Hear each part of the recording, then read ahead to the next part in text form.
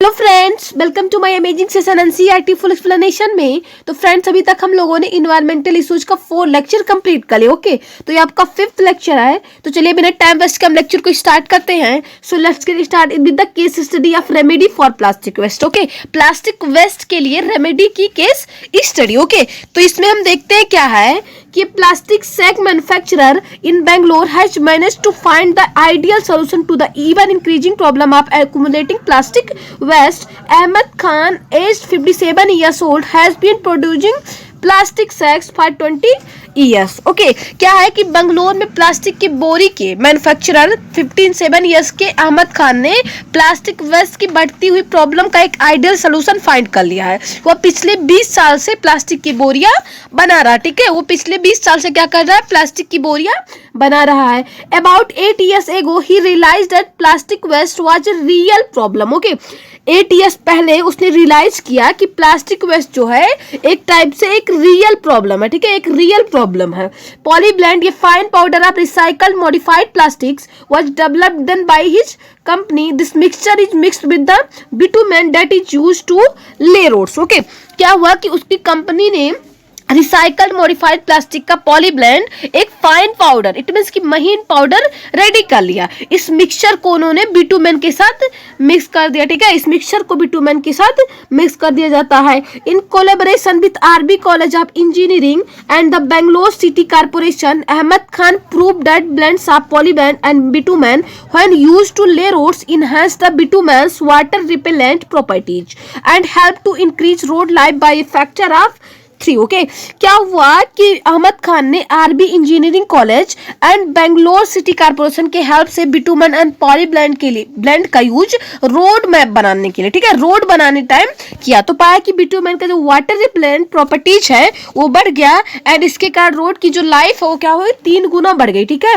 इसके कारण रोड की जो लाइफ थी वो 3 गुना बढ़ गई। ये देखते हैं फ्रेंड्स क्या है कि the raw material for creating polyblend is any plastic film waste. Okay, polyblend बनाने के लिए रॉ मटेरियल के फॉर्म में किसी प्लास्टिक फिल्म वेस्ट का यूज किया जाता है. So against the price of Rs 0.40 per kg that ragpickers had been getting for plastic waste, Khan now offers Rs 6. Okay, क्या हुआ कि जो कचरा चुनने वाले थे, ठीक है, इट मींस कि रैग पिकर्स को जहां Rs 0.40 per kg मिलता था, अब खान ने उन्हें 6 पर केजी देना स्टार्ट कर दिया. ठीक है, 6 Rs पर केजी स्टार्ट कर दिया देना. Using Khan's techniques by the year 2002, more than 40 kms of road in Bangalore has already been laid. At this rate Khan will soon be running short of plastic waste in Bangalore to produce polyblend. Thanks to innovations like polyblend we might still avoid being smothered by plastic waste. Okay, Bangalore में खान की technique का use कर year 2002 तक लगभग 40 kilometre road का निर्माण हो चुका. यहाँ पर अब खान को पॉलीब्लेंड तैयार करने के लिए आभार मानना चाहिए कि अब हम प्लास्टिक वेस्ट के स्मोथर्ड से अपने आप को बचा सकते हैं. ठीक है, ये बात समझ में आ गई ना आपको? तो आगे देखते हैं क्या है.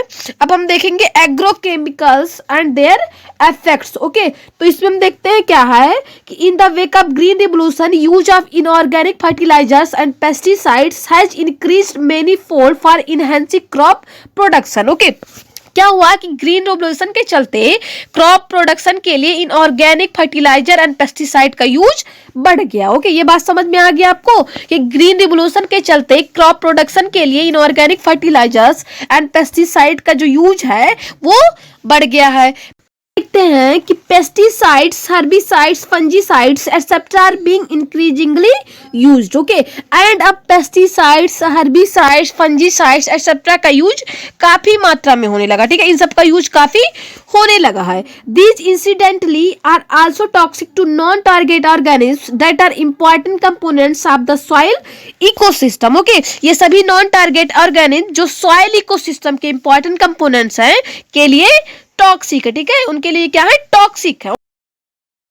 तो फ्रेंड्स क्या है कि do you think this can be biomagnified in the terrestrial ecosystem. Okay, क्या आप थिंक कर सकते हैं कि टेरेस्ट्रियल इकोसिस्टम में उन्हें बायोमैग्निफाइड किया जा सकता है. ओके, तो देखते हैं इसमें कि we know what the addition of increasing amounts of chemical fertilizers can do to aquatic ecosystem versus eutrophication, the current problem in agriculture are therefore extremely grave. Okay क्या है कि हम जानते हैं कि केमिकल फर्टिलाइजर्स की अमाउंट को बढ़ाने से एक्वाटिक इकोसिस्टम वॉइस यूट्रोफिकेशन पर क्या असर होगा, इसलिए एग्रीकल्चर की current problem extremely grave. Okay it means कि अत्यधिक गंभीर है. ठीक है, एग्रीकल्चर की जो करंट प्रॉब्लम है वो अत्यंत गंभीर है. ओके आगे देखते हैं फ्रेंड्स क्या है कि case study of organic farming. Okay organic farming की केस स्टडी. ओके तो इसमें हम देखते हैं कि integrated organic farming is cyclical zero waste procedures where waste products from one process are cycled in as nutrients for other processes. Okay integrated organic farming cyclical and zero waste वाली है. ठीक है, जो इंटीग्रेटेड ऑर्गेनिक फार्मिंग है वो cyclical होती है and zero waste वाली है. इसमें एक प्रोसेस से प्राप्त वेस्ट प्रोडक्ट्स अदर प्रोसेस के लिए न्यूट्रिएंट्स की तरह एक्ट करता है. ठीक है, इसमें एक प्रोसेस से प्राप्त जो प्रोडक्ट्स है वो दूसरे प्रोसेस के लिए न्यूट्रिएंट्स की तरह एक्ट करता है. This allows the maximum utilization of resources and increase the efficiency of production. Okay इसके कारण रिसोर्सेज का मैक्सिमाइज यूटिलाइज अलाउ है और प्रोडक्शन को एफिशिएंसी भी इंक्रीज होती है. ठीक है, प्रोडक्शन की एफिशिएंसी भी इंक्रीज होती है. फ्रेंड्स क्या है कि Ramesh Chandra Dagar is farmer is Sonipat Haryana is doing just this.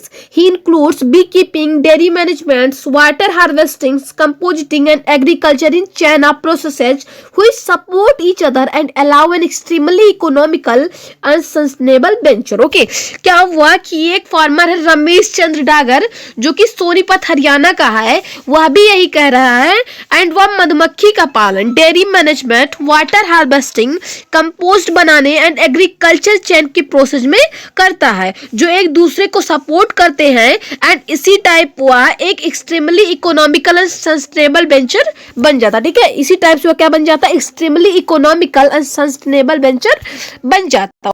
तो फ्रेंड्स क्या है कि there is no need to use chemical fertilizers for crops as cattle excreta dungs are used as manure. Okay उस क्रॉप के लिए केमिकल फर्टिलाइजर्स की यूज की कोई नीड नहीं रहती बिकॉज कैटल एक्सक्रीटा के डंग्स इट मींस की मलमूत्र हो गया, गोबर का यूज फर्टिलाइजर के रूप में किया जाता है. Crop waste is used to create compost which can be used as a natural fertilizers और can be used to generate natural gas satisfying the energy needs of the farm. Okay crop waste का use compost बनाने के लिए किया जाता है जिसका use natural fertiliser के रूप में या फॉर्म की एनर्जी की आवश्यकता की पूर्ति के लिए नेचुरल गैस को जनरेट करने में भी किया जा सकता है. हैं कि enthusiasts about spreading information and helps on the practice of integrated organic farming. Dagar has created the Haryana Kisan Welfare Club with a current membership of 5,000 farmers. Okay क्या होता है कि इस इंफॉर्मेशन की स्प्रेडिंग, ठीक है, इस इंफॉर्मेशन के फैलाव से एंड इंटीग्रेटेड ऑर्गेनिक फार्मिंग के यूज में हेल्प करने के लिए डागर ने हरियाणा किसान वेलफेयर क्लब बनाया है जिसकी करंट मेंबरशिप कितनी है 5,500. ठीक है, जिसकी जो करंट मेंबरशिप है वो 5,000 फार्मर्स है. ओके तो फ्रेंड्स आज का लेक्चर हम यहीं पे समाप्त करते हैं. Thank you.